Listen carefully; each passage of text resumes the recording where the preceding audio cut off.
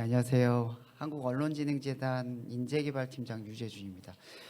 오늘 참석해주신 분들이 그렇게 많지 않을 줄 알았는데, 그래서 저희 좋은 언론진흥재단이 얼마나 좋은 회사인지 아시는 분들은 다 오신 것 같아서 제가 회사 소개를 좀 진행하겠습니다.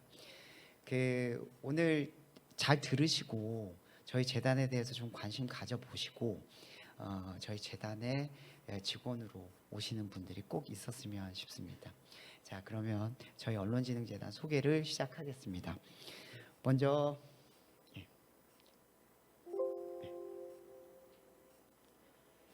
순서는 좀 제끼고요. 저희 재단 근무 환경부터 간단하게 좀 소개를 드릴게요. 아까 전에 제가 이제 저희 부스로 오셔서 상담 받으신 분들께도 이 부분에 대해서 되게 좀 강조를 했는데, 먼저 우리 언론진흥재단은 위치가 대한민국 공공기관 중에서 가장 좋은 곳에 있습니다. 한국언론진흥재단은 서울시청이죠. 세종로 서울시청 바로 뒤편에 위치하고 있습니다. 그래서 지하철 그리고 전국으로, 그러니까 뭐 전국이라고는 할 수 없겠지만 서울시와 경기도권 전역으로 뻗치는 모든 버스들이 저희 재단에 근접해 있습니다. 그래서 근무 환경이 상당히 좋은 게 저희 재단의 장점인데요. 저희 재단은 한국프레스센터라고 해서 서울시청 뒤편에 있는 본건물이 있고, 정동길이라고 아마 아실 겁니다. 저희 프레스센터에서 건너편 이렇게 15층이나 12층에서 보면 정동 건물이 보이는데, 그쪽에 미디어 교육원이 있습니다. 프레스센터 안에는 저희 조직의 임원들을 비롯한 일반적인 직원들, 정부 광고, 또 미디어 진흥, 디지털 혁신 지원 이런 사업을 하는 부서들이 좀 위치를 하고 있고요. 미디어 교육원 쪽에서는 언론인을 교육시키는 언론인 연수팀이라든가, 또 우리 지금 현재 가장 중요한 사업 중에 하나인 미디어 리터러시 늘봄학교를 담당하고 있는 미디어 교육팀이 그쪽에 자리 잡고 있습니다. 미디어 교육원이 있는 정동을 조금 살짝 자랑을 조금 하고 가자면, 거기가 우리나라에서 아마 서울에서는 예쁜 거리 10대 안에 들어갈 거예요. 그래서 봄, 여름, 가을, 겨울 그쪽에서 근무하면 운치 있는 환경을 좀 즐기면서 업무에서 받는 스트레스를 그 거리를 걸으면서도 또 잊을 수 있다라는 게 강점입니다. 두 번째는 일과 삶, 가정의 균형이 잘 맞춰져 있는 게 저희 재단입니다. 저희 재단은 가족 친화 제도가 상당히 잘 돼 있는데요. 남성이든 여성이든, 특히 여성분들 육아휴직 쓰시는데 눈치 볼 필요 없고요. 언제든지 자녀를 갖고 결혼을 하시고 자녀를 갖고 아이를 키워야 되면 3년간의 육아휴직이 가능합니다. 요새 추세를 보면 육아휴직자가 상당히 좀 늘어나고 있는 추세고요. 많은 분들이 또 자녀를 두면서 2년 정도는 본인들이 아이를 낳고 육아휴직을 쉬었다가 초등학교 들어갈 때 또 나머지 1년을 쓰면서 알차게 좀 쓰고 있는 겁니다. 육아휴직 외에도 7세 미만, 만으로 7세 미만 자녀를 두신 분들에게는 2시간씩 단축 근무가 허용이 되고요. 임금 삭감은 없습니다. 그래서 저희 재단이 친육아 정책 공공기관으로 제가 사실은 자랑을 하고 싶습니다. 출산휴가나 자녀돌봄 휴가 등 제도도 있고요. 재택근무 제도도 일부 좀 자유롭게 활용할 수 있어서 그 부분이 여러분들께 좀 좋은 기회가 될 거라고 봅니다. 개인 맞춤형 시차 출퇴근제도 저희가 자랑할 수 있는 제도입니다. 물론 이제 많은 기관들이 유연근무제를 사용하고 있는데요. 저희 재단만큼 활성화되어 있는 곳이 있을까라는 생각이 좀 듭니다. 저희 전체 직원이 220여 명 정도 되는데, 인턴들을 포함하면 한 250명 정도 됩니다. 인턴 계약직을 포함하면 250명 정도 되는데, 이들이 자기 출퇴근 시간을 자유롭게 선택을 해서 퇴근 시간을 좀 앞당겨서 나의 어떤 교육이라든가 또 나의 삶을 즐기는 경우도 많고요. 아침에 조금 내가 일어나는 게 힘드신 분들은 10시에 출근해서 또는 9시 반에 출근해서 나머지 시간을 집중 근무하고 야근 없는 활동을 하고 있는 것으로 제가 말씀드릴 수 있습니다. 그리고 세 번째는 다양한 자기개발 기회가 있는데요. 저희 재단 같은 경우는 사실은 개인과 조직이 성장하는 HRD 제도를 운영하고 있습니다. 그래서 이 지금 여기에 있는 거는 핵심만 해당이 되고요. 여러 가지 교육 제도를 저희가 이제 본인들이 교육을 받기 위해서 자기 실력을 쌓기 위해서 신청하는 교육비를 많이 지원을 하고 있고요. 자기 개발을 위한 교육비 지원 제도 외에 국내 및 국외 장기 연수 교육을 1년에 한두 명씩을 꼭 뽑아서 보냅니다. 회사에서 적극 지원하고 있고요. 본인이 만약에 이제 한 몇 년 동안 근무하고 회사에 공헌을 좀 했다. 그러면 나는 해외 가서 조금 내 실력을 조금 업그레이드 해보겠다라고 하면 신청하면은 선정이 될 수가 있습니다. 국내 및 국외 단기 연수 제도도 있는데요. 이 제도도 전 세계의 그 해외는 전 세계의 주요 언론 기관들을 방문해서 그들이 운영하고 있는 광고 제도라든가 저널리즘 제도라든가 언론사가 어떻게 해외 유수 언론사들은 어떻게 운영하고 있는지를 관찰할 수 있고 함께 탐방할 수 있는 기회를 좀 드리고 있고요. 국내 단기 연수도 있습니다. 국내의 언론사, 지방에 있는 부산에 있는 여수에 있는 이런 언론사들을 본인이 선택해서 함께 갈 수 있습니다. 주니어 보드라는 제도가 저희 쪽에서는 상당히 좀 자랑할 만한 제도인데 신입사원으로 입사를 하시고 나면 한 8개월에서 1년 정도 되면 내가 우리 재단에서 그 정말 존경하고 좋아하는 선배가 있다면 그 선배를 지정을 해서 이 선배와 함께 같이 멘토 멘티 역할을 할 수 있도록 워크샵을 지원하고 있습니다. 뭐 좋은 데를 가서 함께 즐기고 또 서로 공감대도 쌓고 업무도 배우고 여러 가지 도움이 많이 될 수 있는 제도입니다. 그 재단의 슬로건은 언론과 함께 국민과 함께입니다. 이 슬로건 외에 비전이나 뭐 미션이나 비전은 저희 언론진흥재단 홈페이지를 통해서 한번 보시는 게 어떨까 싶습니다. 제가 여기서 이게 설명하면 시간이 조금 많이 갈 것 같아서 요거는 저희 한국언론진흥재단 홈페이지를 다음이나 네이버 홈페이지에서 쳐서 한번 들어와 보시면 잘 설명이 되어 있습니다. 기관 일반 현황을 좀 소개를 드리겠는데요. 아까 전에 말씀드린 것처럼 저희가 전체 인원수가 한 250여 명 정도 됩니다. 이 중에서 우리 재단 정원으로 같이 들어가는 분들이 한 220여 명 정도 됩니다. 임원이 이사장님 이하 상임이사가 3분이 계시고요. 그리고 유통원장님이 1분 계셔서 총 5분이 임원으로 재직하고 계십니다. 이실, 사국, 1센터 21개 팀 4개 지사가 있는데요. 지사에서 근무할 기회는 많지는 않지만 본인이 희망을 하면은 가게도 됩니다. 다만 본인이 희망을 하지 않는데 일부러 지사 쪽하고 발령은 좀 별로 없는 상황입니다. 저희 본부를 보시면 조직도는 이사장님 이하에 이사회 구성되어 있고 감사와 기금관리위원회 등 여러 가지 조직으로 구성이 되어 있습니다. 경영본부, 미디어본부, 정보광고본부, 신문유통원 이 4개 본부 성격 이하에 각 사업들이 좀 배치되어 있다고 보시면 되겠습니다.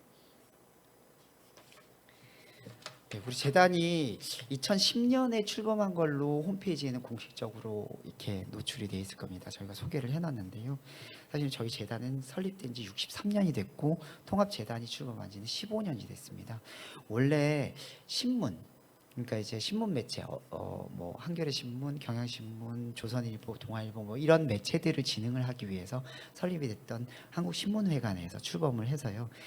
시대가 바뀌면서 언론 관련 기관들이 통합이 되거나 또 변화가 좀 있으면서 1990년에 이제 정보광고 대행 업무를 시작하고 90년대에 그리고 한국언론재단이 설립이 됐고요. 그 이후에 2000년대 이후에 2010년에 한국언론재단, 신문발전위원회, 신문유통원 3개 기관이 통합이 돼서 지금 운영이 되고 있습니다. 저희 재단 같은 경우는 최근에 이제 여러 가지 시대의 변화가 있는데 시대의 변화에도 불구하고 계속 지속적으로 성장하고 커가는 중요성이 커지고 있는 기관이라고 감히 좀 여러분들 앞에서 자랑하고자 합니다. 2010년 2월에 언론진흥재단이 출범이 됐고 그 2018년 12월부터 정보광고 수탁 업무를 시작했는데요. 사실은 이전부터 국무총리 훈령에 따라서 우리는 정보광고를 대행을 하고 있었고 다만 그때는 훈령이었기 때문에 반드시 저희 재단을 거쳐야 될 의무가 없었지만 지금은 법제화가 되어 있기 때문에 모든 공공기관 또는 학교 또는 정부 부처, 지자체가 저희 언론진흥재단으로 모두 광고를 의뢰하게 되어 있습니다. 법적으로. 그래서 저희 재단이 여기에서 수익을 거둬서 언론 지원 사업에 쓰고 있습니다. 주요 사업 부분을 간단하게 좀 소개해 드릴게요. 저희가 세 가지 핵심 사업이 있습니다. 미디어 진흥 사업, 그리고 디지털 혁신 지원 사업, 정보 광고 사업 세 가지가 있는데요. 구체적으로 본다고 하면은 정보 광고 사업에서 돈을 벌어서 여기에서 기금과 또는 법인 사업으로 운영을 하는 미디어 진흥과 디지털 혁신, 언론 지원 사업을 하게 됩니다.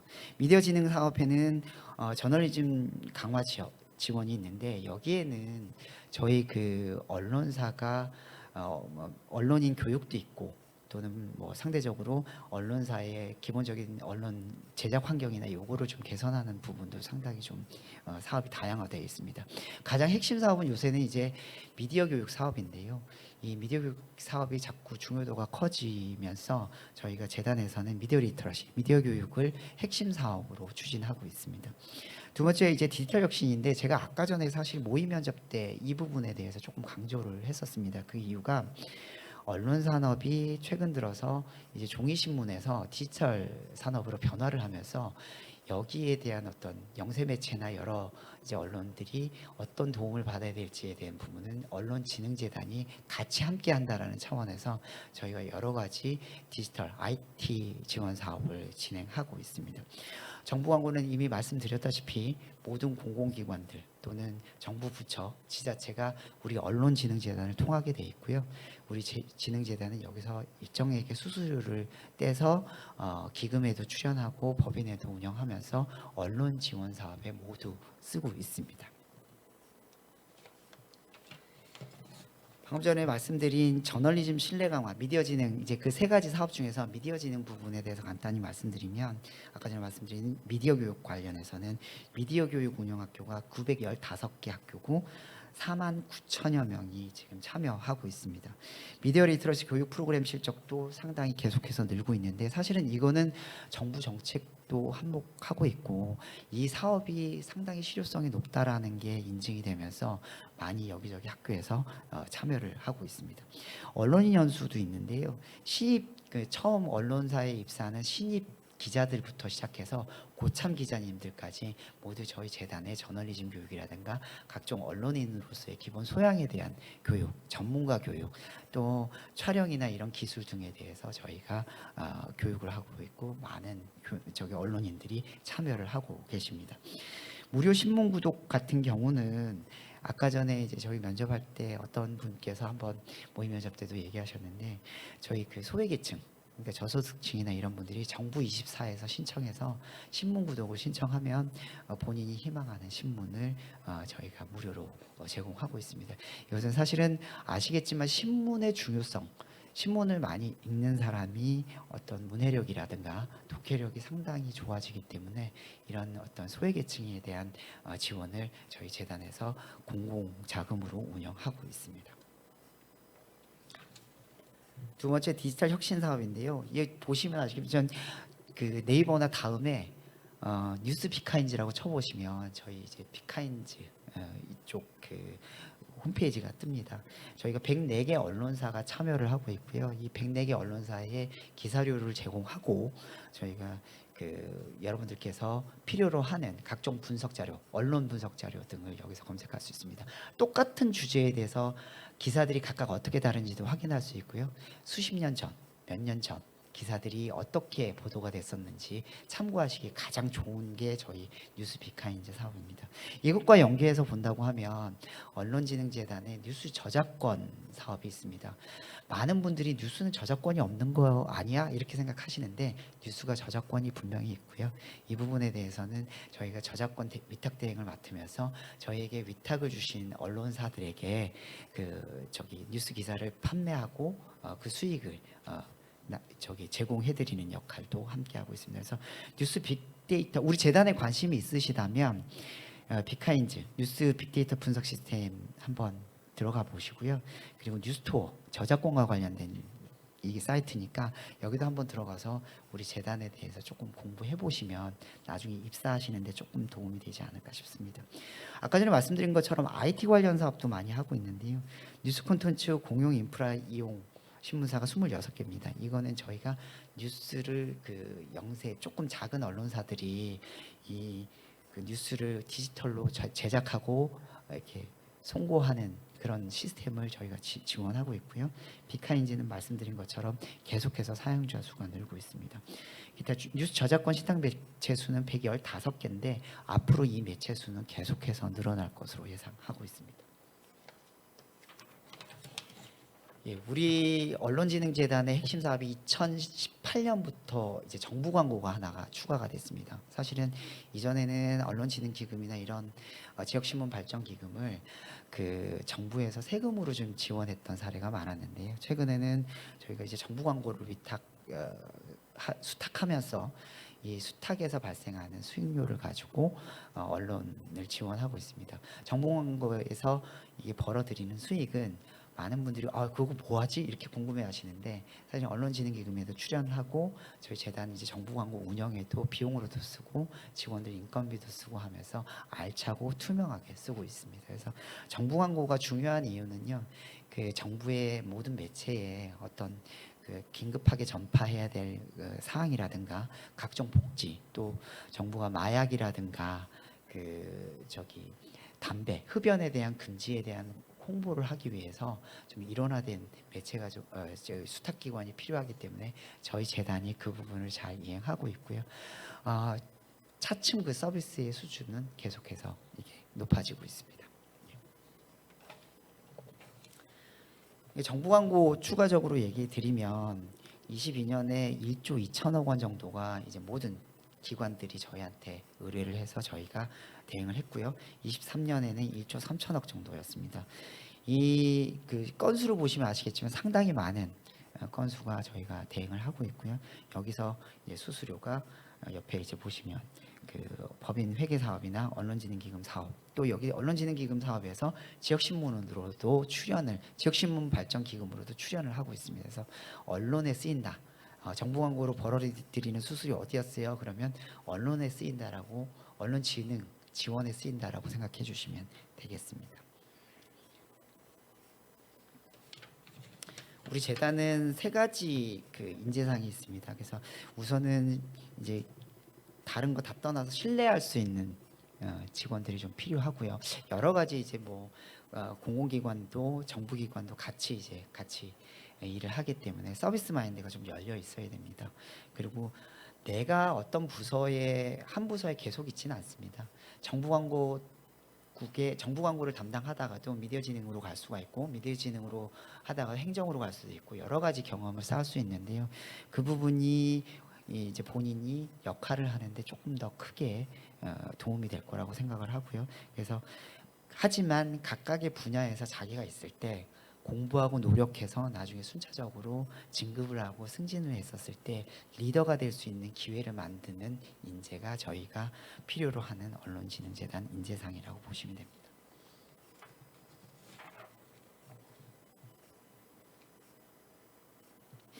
우리 재단은 사실은 신규 채용이 그렇게 많지 않습니다. 이게 아까 전에 말씀드린 것처럼 임금 피크제에 들어가신 이제 선배님들까지 포함해서 한 220여 명, 그리고 인턴이나 계약직들을 포함해서 245명 요 정도 되는데요.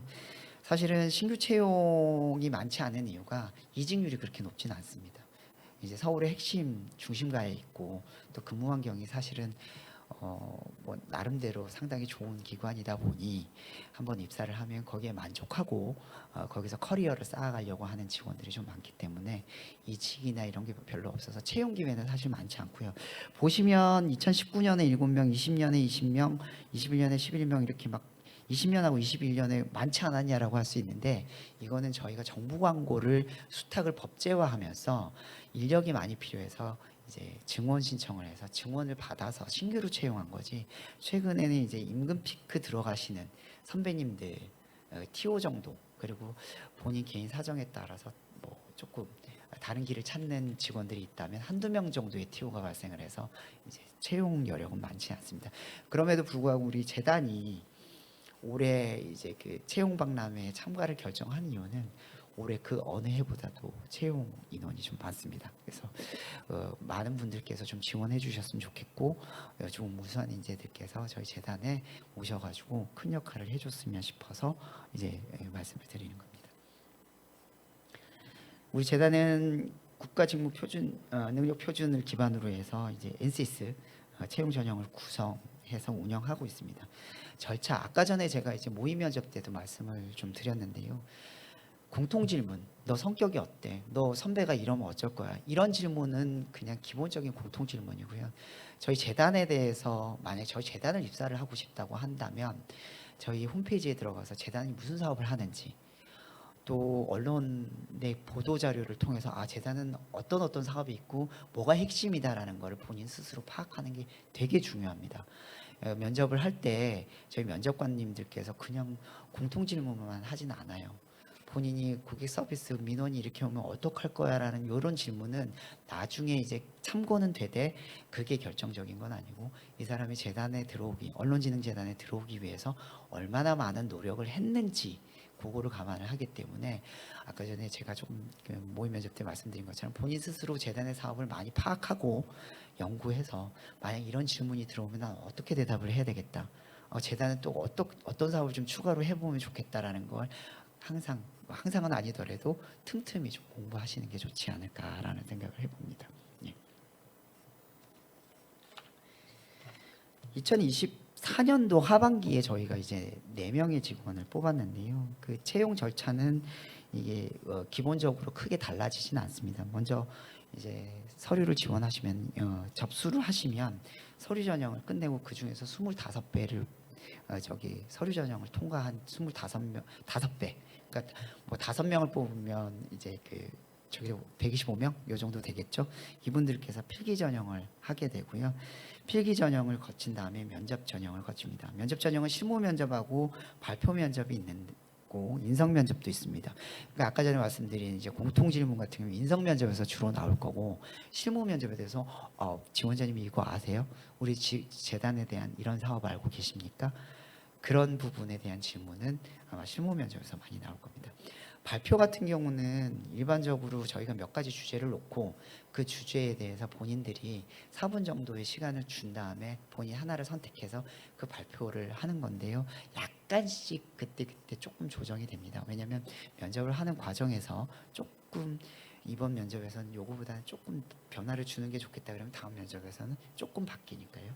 그다음에 최종 합격을 하고 나면 진위 여부를 잘 따집니다. 그러니까 본인이 자기소개서 그리고 이력서에 쓴 부분에 대해서 특히 각종 경력이나 자격증 이런 부분에 대해서는 반드시 저희가 확인을 하고요. 만약에 그게 오류가 있거나 문제가 있으면 임용이 취소가 될 수 있기 때문에 본인들이 지원서를 작성할 때 몇 번씩 보셔야 됩니다. 그 부분을 유의해 주시면 좋을 것 같습니다. 우리 재단의 서류 전형을 보시면 여러 가지 가점 사항도 있고 해요. 근데 이제 일단은 입사 지원서에는 교육 사항이나 경험 사항 그리고 자기소개서 문항 등 입사 지원서 종합 평가를 하게 되고요. 가점에는 공인 영어 시험 성적, 사회조사 분석사, 국제 공인 광고 자격증이나 뭐 이런 우리 재단의 사업과 관련 있는 자격증이 있다면 본인한테 유리하죠. 근데 그럼에도 불구하고 가장 저는 좀 권하고 싶은 거는 저희 재단의 인턴 제도를 한번 해보시는 게 본인한테 큰 도움이 될 겁니다. 그래서 본인이 재단의 인턴 경험을 좀 쌓아놓으면 그때 가점도 좀 부여되는 경우가 좀 있기 때문에 그 부분을 좀 잘 하시고요. 취업 지원 대상자나 장애인 분들 그리고 비수도권 지역 인재나 이런 분들은 법령에 따라서 저희가 가점을 부여하고 있습니다. 필기 전형 아까 전에 말씀드렸는데 NCS 직업 기초 능력 평가가 있습니다. 선택형으로 25문항이 주어지고요. 오지 선다형입니다. 그리고 전공 필기가 있는데 언론, 광고, 경영, 경제 등 어떤 문제가 나올지를 모르기 때문에 본인들이 이 부분에 대해서 관심 있는 거는 잘 체크해 두시는 게 좋습니다. 근데 제가 말씀드리는 경영, 경제나 언론에 관해서는 단순히 저희 재단뿐만 아니라 많은 기관들이 이런 부분에 유형이 나오기 때문에 공부를 하실 때, 준비를 하실 때 신경을 써서 공부하시고 준비하시는 게 좋을 것 같습니다. 직무 논술이 상당히 중요합니다. 논술을 쓰실 때는 많은 분들이 나는 두 가지 어떻게 하겠냐라고 하면 이것 중에 난 이거 선택하겠다라고 하는데 본인이 선택하겠다라는 거를 잘 적시는 하시지만 왜 그런지에 대한 논리가 부족한 경우가 상당히 많습니다. 그러면은 감점 대상이기 때문에 자기 논리를 잘 어필할 수 있는 그런 능력을 역량을 좀 키우시는 게 저희 재단에 입사하실 수 있는 기회일 겁니다. 면접은 아까 전에 말씀드린 것처럼 직무 수행 능력 및 실무 상황에 기반한 면접을 진행하는데 저희 재단 사업을 이해를 못하면 답변을 못할 게 상당히 많아요.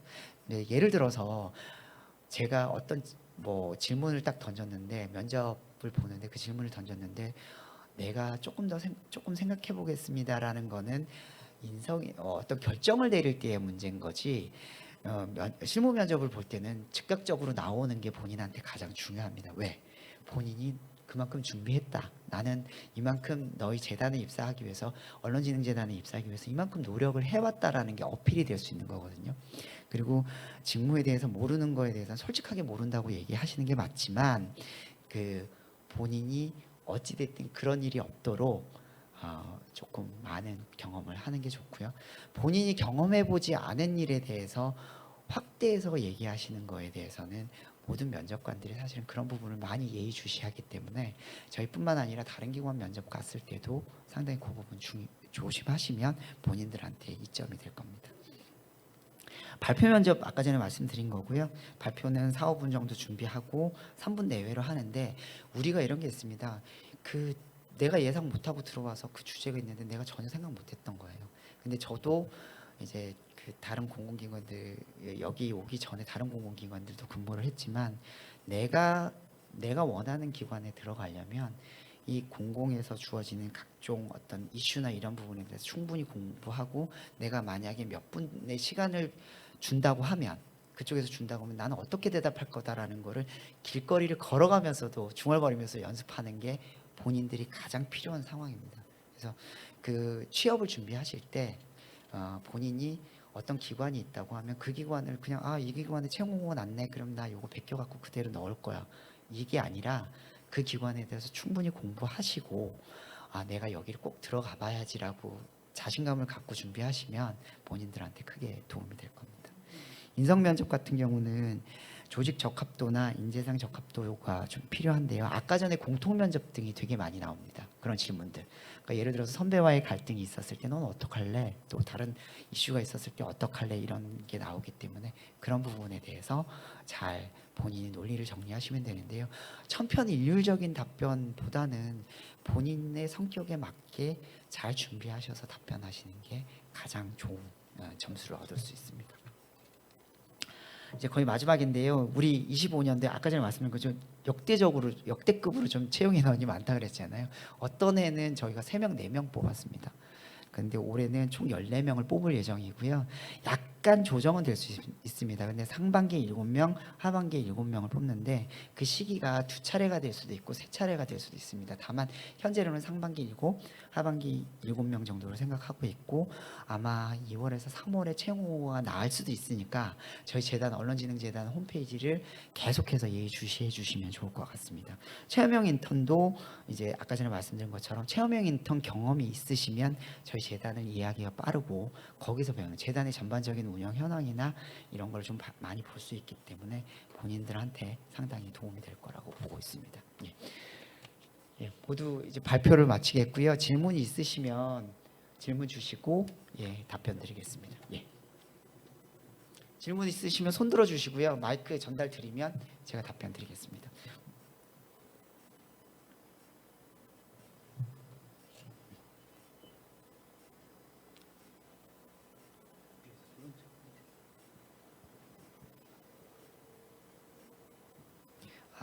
뉴스 저작권 판매에서 수익을 낸다는 부분에 대해서 좀 궁금하시다고 하신 분이 계세요. 근데 이제 뉴스라는 게 창작물입니다. 기본적으로 우리가 음악이나 영화를 동영상이나 이런 걸 다운로드 받을 때 불법으로 다운받는 건 안 되잖아요. 돈을 내고 또는 정액제를 가입을 하고 다운받아야 되는 것처럼 뉴스도 본인이 함부로 가져가서 쓸 수는 없습니다. 그래서 뉴스 저작권이라는 게 어떤 기자님들이나 언론사에서 본인들이 취재나 여러 가지 루트를 통해서 애써서 만드신 거기 때문에 이 부분에 대해서 누군가가 다른 사람이 쓰려고 할 경우에는 언론진흥재단이 지금 대행하고 있는 뉴스 저작권에 대한 가치를 지불하고 대가를 지불하고 이제 기사를 써야 되는 거고요.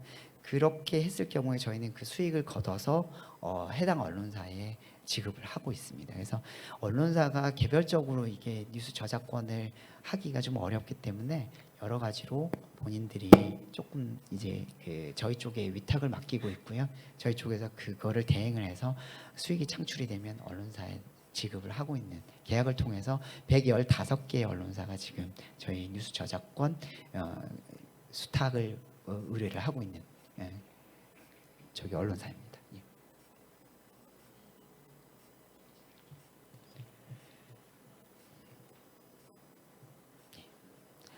예, 말씀 저기.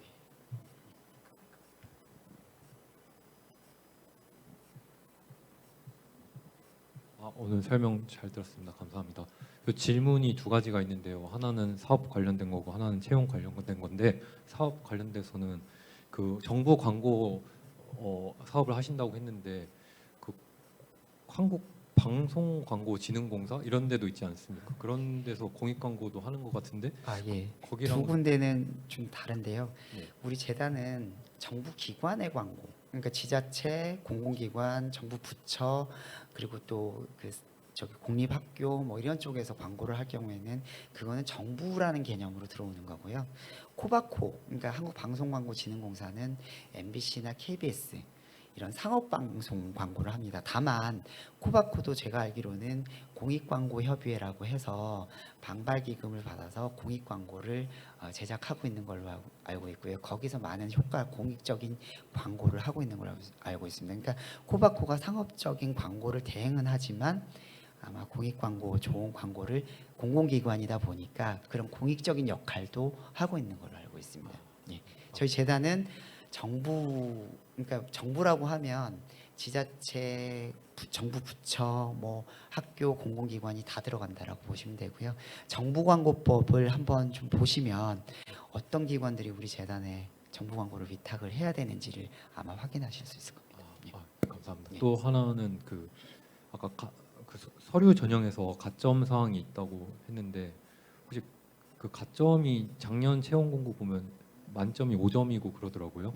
근데 그 실제 합격한 분들은 그 가점을 어느 정도 채우시는지 그게 좀 궁금합니다. 그거는 그때그때 좀 다릅니다. 그래서 사실은 가점이 높은 사람들이 이렇게 들어오기도 하지만 가점이 없어도 자기소개서나 여러 가지 다른 교육 사항이나 이런 부분을 가지고도 충분히 들어오시는 분들이 좀 많고요.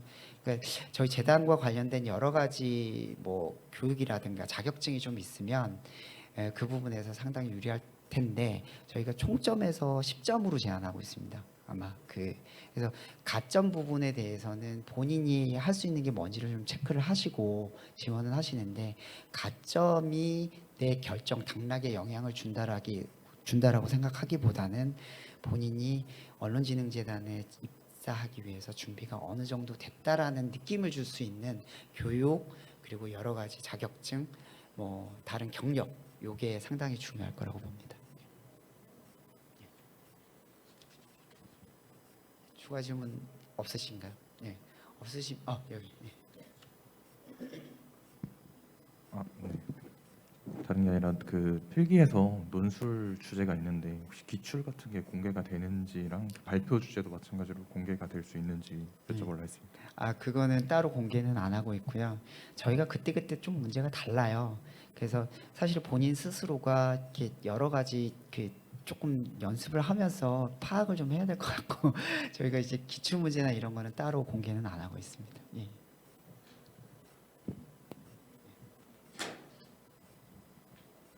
그 유사한 질문인데요. 그 필기에서 직무 수행 관련해서 언론, 광고, 경영, 경제 이렇게 굉장히 넓은 분야에 대해서 그 필기 시험이 있다고 들었는데 이 부분도 구체적으로 어떤 문제가 나오고 어떻게 준비해야 되는지 알 수 있을까요? 그때 좀 아까 전에 말씀드린 것처럼 그때 좀 다른데요. 다른 공공기관들이나 이쪽에서 내는 문제 수준하고 유사하다고 보면 되고요. 다만 제가 이제 저희 재단에 입사를 하려고 한다면 이제 조금 권유를 드리는 게, 경제 경영을 전공한 분들은 언론이나 정보 광고에 대해서 추가적으로 공부를 하시고 반대로 또 광고나 언론에 대해서 전공을 하신 분들은 경제나 경영에 대해서 조금 파악을 해두셔야 돼요. 저희 재단은 입사를 하시고 어떤 한 부서에서만 계속 근무하지는 않습니다. 보통 2년에서 3년에 한 번씩 순환을 하고요. 거기서 많은 경험을 쌓고 능력 있는 분들은 또 중간 관리자로 간부급으로 승진을 해가면서 자기 커리어를 쌓는 경우가 많기 때문에 아주 모든 분야에서 전문가라면 합격하기가 쉽겠죠. 근데 그렇지 않다고 하더라도 내가 이런 부분 저런 부분도 많이 알고 있다라는 거를 조금 준비하셔야 되고, 특히 그 국가재정법이나 국고금관리법이나 보조금은 어떻게 정산하고 회계 결산은 어느 정도 되는지, 만약에 이제 언론이나 광고를 전공하신 분들은 그런 부분들을 조금 보실 수가 있다면 논술 문제에서 그렇게 어렵진 않을 겁니다.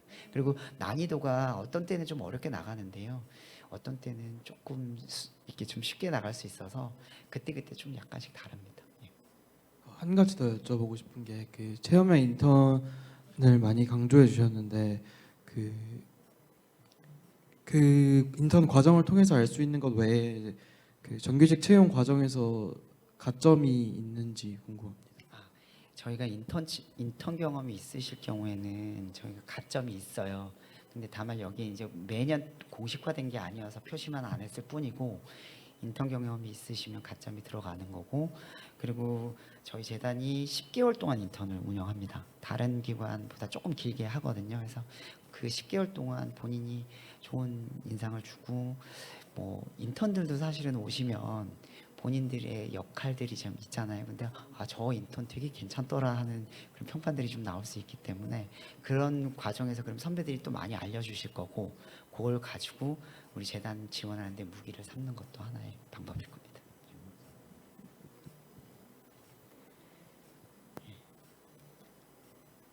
추가로 질의가 없으시면 마무리를 할게요. 제가 이제 말씀드리고 싶은 거는, 저희 재단은 상당히 좋은 회사입니다. 제가 확신을 합니다. 그러니까 왜 그러냐면 위치도 위치지만 근무 환경이나, 그리고 계속해서 성장해가고 있는, 규모도 커져가고 있고, 저희 재단이 여러 가지 또 아까 전에도 제가 한번 말씀드렸지만 대한민국의 유일무이 언론중재위원회는 중재를 하는 기관이고요. 코바코는 상업방송을 대행하는 기관이지만, 우리 재단은 또 공공의 광고를 담당하는 기관이면서 그 돈으로 언론을 지원하는 기관입니다. 그러다 보니까 특수성도 상당히 많고, 나름대로 본인이 전문가로서 커리어를 쌓아가기도 상당히 좋은 기관입니다. 본인들께서 그냥 요 정도만 됐다 하고 준비를 끝내고 저희 재단에 들어오시기는 힘듭니다. 솔직하게 말씀드리면 최근에 이제 저희 재단에 입사하고자 하는 분들이 상당히 많아졌고, 그 언론학을 전공하신 분들 외에도 관심을 좀 많이 갖고 있거든요. 그럼 그걸 뚫으려면 본인들이 어떤 노력을 해야 될지에 대한 부분을 좀 고민도 많이 하시고, 준비 많이 하시고, 그리고 저희 재단의 문을 두드려 주시면 감사하겠습니다. 이상 설명 마치겠습니다. 고맙습니다.